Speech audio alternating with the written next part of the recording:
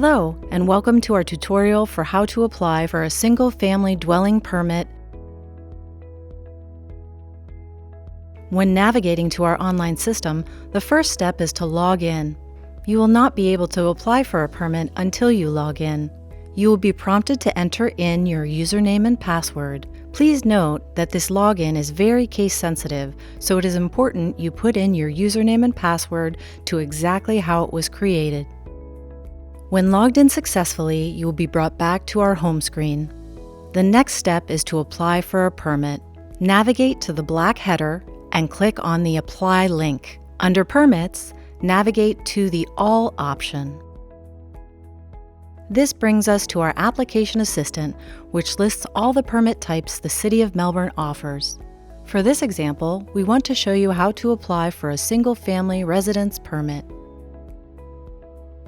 There are two ways you can look for this permit type.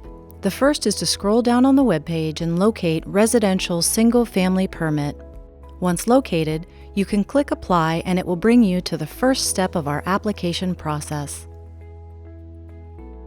The second option to locate your permit type is to use the search bar under the Application Assistant. You can type in your full permit type if you know which permit to apply for and it will pull it up. But let's say I'm a new contractor or applicant, and I am not sure what permit type I need. I can always type in a keyword such as family, and I will get some drop-down options. If I search just the word family and press enter, I will be given more options to choose from. Each permit type does have a description associated for you to determine what permit type you need based on the work being done. For this example, two permit types have come up. When I read the residential single-family permit description, I can determine that this is the permit type I need because the job will be considered a single-family dwelling. Notice, I do not want to select the residential 3 or 4 family permit as I am not building a multiplex. Now that I have selected the right permit type, I will be taken to the first step of our permit application process. I need to add the location of where the work is going to be done. Click on the white plus sign under Add Location. When I search the address, I am going to enter in the house number and street name. I am going to omit the street type as the system may have the type under an abbreviation. For example, if I type in 900 East Strawbridge Avenue, I will receive a pop-up below that states no records to display. But if I type in 900 East Strawbridge, the address will auto-populate and I can click the Add button. Once my location is added, I can click Next and I will be brought to Step 2 of the application process. Step 2 will ask for permit detail. The permit type will auto-populate based on the permit type I selected. I will not be able to change this. The work description and the valuation of the job is a requirement. I will not be able to move on to the next step until these requirements are met. Do not use special characters such as $ or comma when entering the square feet or valuation. Step 3 is where we will be adding in our contacts. A single-family dwelling permit requires 4 contacts to be listed when applying for the permit: the applicant, the contractor, property owner, and subcontractor. As the applicant field will automatically default to your account and this cannot be changed. Under Contractor, click the white plus sign to add a contractor. In the search bar, type in the contractor company name. A list will auto-populate, pulling in information that was typed in the search bar. Look for your company name. Make sure that the first and last name matches the license holder, as they will have the necessary certifications to act as the contractor. If you do not see the license holder listed, double-check the spelling in the search bar. If the spelling is correct, try to search using the license holder's name. You will need to put in the name exactly how it is on their license. Abbreviated names or nicknames will not show up in the search. When you have located your contractor, you can click Add. You will be taken back to Step 3 of the contacts with the selected contractor in the field. Next, we are going to add the property owner. Under Property Owner, click the white plus sign. Now, instead of searching for the property owner like we did with the contractor, we are going to enter the contact in manually as your homeowner may not be listed in our database. Click on Enter Manually. Follow the prompts to enter the first and last name. A phone number is required, however, you only have to fill in one of the fields. For this example, we will put the home phone number in. Once all fields are filled out, click the Submit button. You will be taken back to step 3 of the contacts. Next, we are going to add our subcontractor. Under Subcontractor, click the white plus sign. Similar to when we added the contractor, you are going to use the same search bar to locate your subcontractor. Once your subcontractor is found, click Add. You will be taken back to step 3. You will notice that a 5th box appears under Contacts.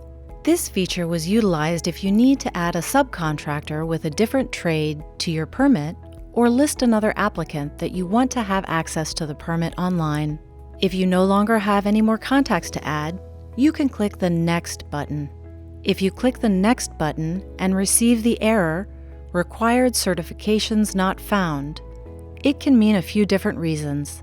The first reason is that the contractor you selected does not have the correct certifications. For example, you cannot add an electrical contractor to perform a residential roof permit, and the same would be for new single-family dwelling permits.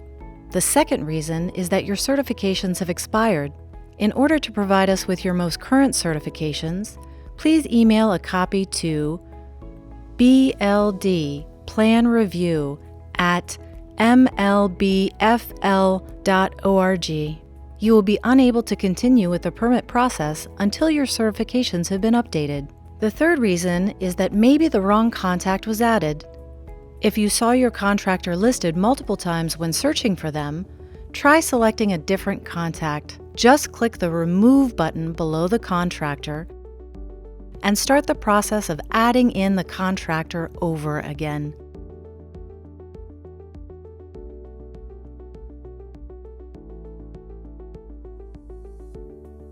Now that I have the correct contractor listed, I am going to select the Next button. Step 4 is asking for additional information. Dwelling type is required for this permit. Click the drop-down and select the appropriate option. Trades are another requirement. I will click the appropriate boxes next to the associated trades with this project. Next is sprinklered. I will click the drop-down and select the appropriate option. Finished floor elevation is also a requirement. If you do not know what the finished floor elevation is or what it will be for this project, you can type a question mark in the Finished Floor Elevation field. Please read the owner's electronic submission statement before selecting that you agree. If you agree with the statement, select Yes in the drop-down. Once all information is filled out, select the Next button. Step 5 is the upload of attachments. Single-family dwellings have 7 attachment requirements: complete house plan, door product approval notice of acceptance, energy forms calculation, roof covering product approval notice of acceptance, roof underlayment product approval notice of acceptance, survey, and window product approval notice of acceptance. I need to have all those attachments available before I can submit my application. We will start with a complete house plan. Click the white plus sign and select the appropriate file from your files. All files will have to be in PDF format in order for the file to upload successfully. Once the file is selected, you can click Open. You will see that the file has auto-populated in the selected spot. You will continue to do the same steps until all 7 boxes have been utilized.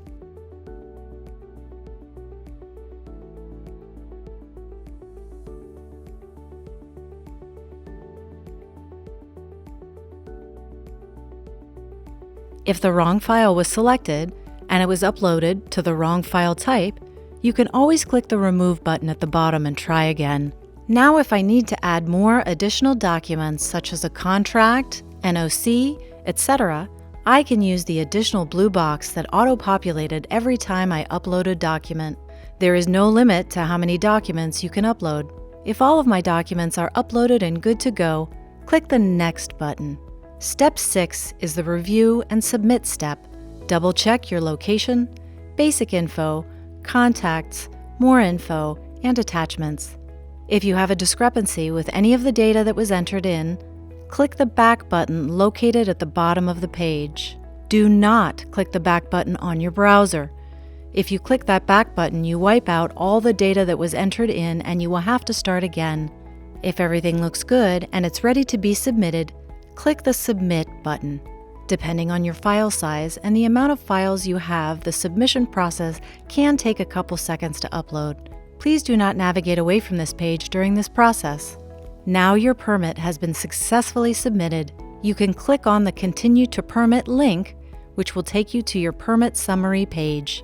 In the top left-hand corner, you will see your permit number, and that is how you submit a single-family dwelling permit.